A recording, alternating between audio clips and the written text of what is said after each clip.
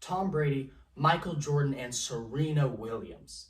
When I say the names of these amazing athletes, you can quickly picture their hard work, motivation, and sheer talent in their sport. But what if I told you there was in fact one trait that has aided all of them far more in their athletic career? And the simple advantage possessed by roughly 90% of the population is defined by Eric Anderson at the University of Winchester as the heterosexual head start. Or, to put it simply, in our current sports culture, being hetero is better, yo. A bold claim, I know. And you may be wondering, well, I didn't know being straight meant I could dunk a basketball, hit a home run, or score a touchdown. And it doesn't.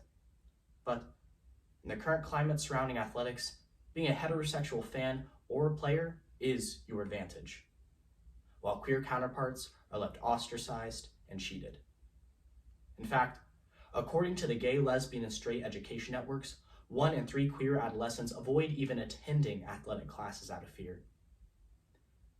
As a gay athlete myself, I fear, with the current climate surrounding athletics, we will continue to see sports pushing a heteronormative standard, and queer players abandoning athletics in their entirety.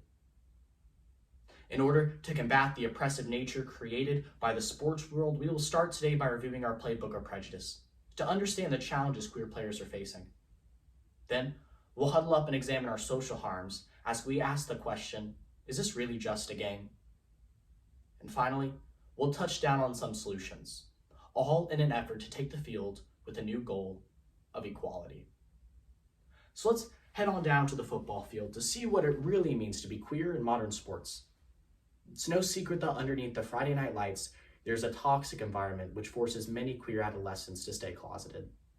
In fact, according to Time magazine, 70% of athletes hid their sexualities during adolescence. This shows that even when children are young, they understand they must suppress their own uniqueness simply to be treated as equals.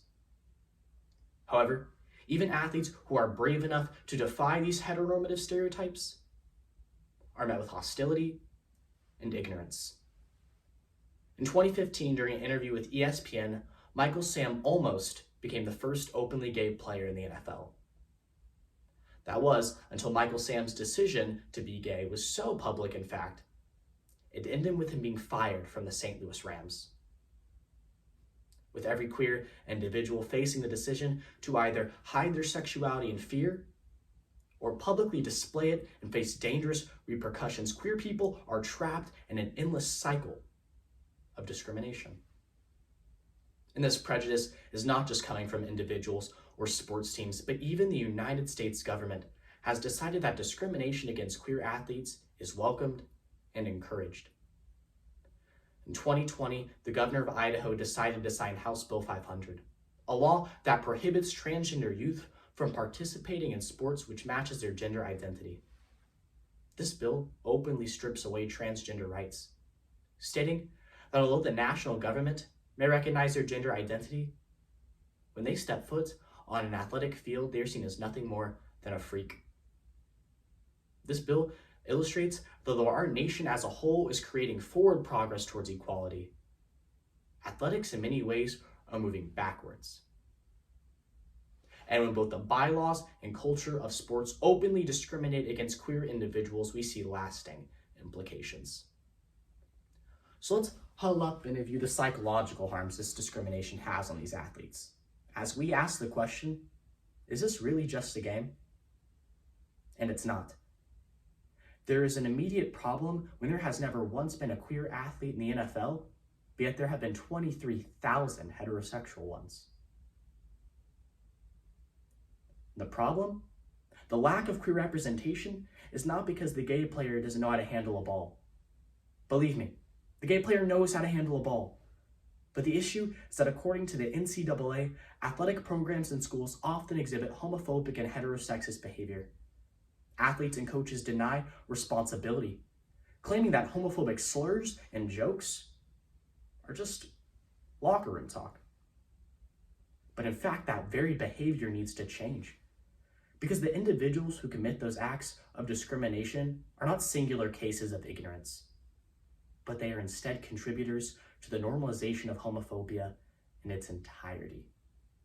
With this locker room talk feeding into a culture of hate, it should come to no surprise that according to the Trevor Project, queer people are 3 times more likely to commit suicide than their straight counterparts. This was especially true for Ryan O'Callahan, a former NFL star who planned his suicide due to constant torment from teammates and fans. BBC News further explains that the fear of rejection spurred Callahan to hide his homosexuality. And I understand entirely. In the current climate of sports, being gay and being an athlete is a penalty in itself. I found that out when I moved up to varsity. Entering the locker room with a head held high because I had earned my spot, but was then set 10 yards back as they told me, "We don't want the fag looking at us naked." I was set another 10 yards back as I stood there waiting for someone to speak up for me, but heard silence. And I was set another 10 yards back knowing my coaches heard every word and did nothing. Penalty after penalty, until I find myself in my own end zone on a 4th down. With no teammates, no timeouts, and nothing left to give. Because in the modern sports culture, my gayness is the penalty. But I refuse to be set back any further. So let's get off the field and head back to the locker rooms to rewrite the playbook of oppression and instead find out what routes we need to be running to create a culture of inclusion. And in all actuality, the solution is simple.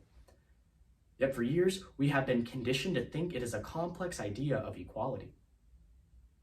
Our game plan can be broken down into 2 steps: education and action. First and foremost, players and fans need to be in an open and constructive dialogue. In 2015, the NCAA spearheaded the Common Ground Initiative, a campaign created to show how LGBTQ inclusion and respect can create a better environment for all those parties included. This has been proven successful at the University of Austin, where athletes have met for the 5th consecutive year to find a common ground. But education is only half the battle. Queer players need to begin to see fans and athletes condemning homophobic locker room talk. But in 2020, The Independent stated that 3 in 4 fans lacked the confidence to call out homophobia at sporting events and referred to them as hesitant allies. Well, I'll tell you, if you're a hesitant ally, you are not a helpful ally. Note that the sports culture did not become homophobic due to bigotry, but was instead allowed to grow due to silence. To quote professional soccer player Albin Etkel, "We must support the boy who is right now thinking about quitting, who might have heard the word faggot be used in an abusive way in the locker room, because it is not the individual boy's responsibility to dare." He understands that speaking up is not the responsibility of queer players, but in fact, the obligation of straight allies. He understands silence is unacceptable, while using our voices is essential. Imagine if every time an athlete or fan made a derogatory comment towards queer individuals, we shut it down, instead of letting it normalize into the sports culture. And there is when we begin to see our fostering a community of inclusion. So let's head back to the locker rooms to review what we learned. We started today by looking over our playbook of prejudice to understand the oppressive nature queer people are facing. Then we held up and examined our social harms to see, is it really just a game? And finally, we touched down on the solutions, all in an effort to take the field with a new goal of equality. In all honesty, we can all see the world is making forward progress towards equality. And we cannot allow athletics to continue to be the exception. So join me as we stop being hesitant allies and we instead use our voices, all in an effort to take the field with a new goal of equality.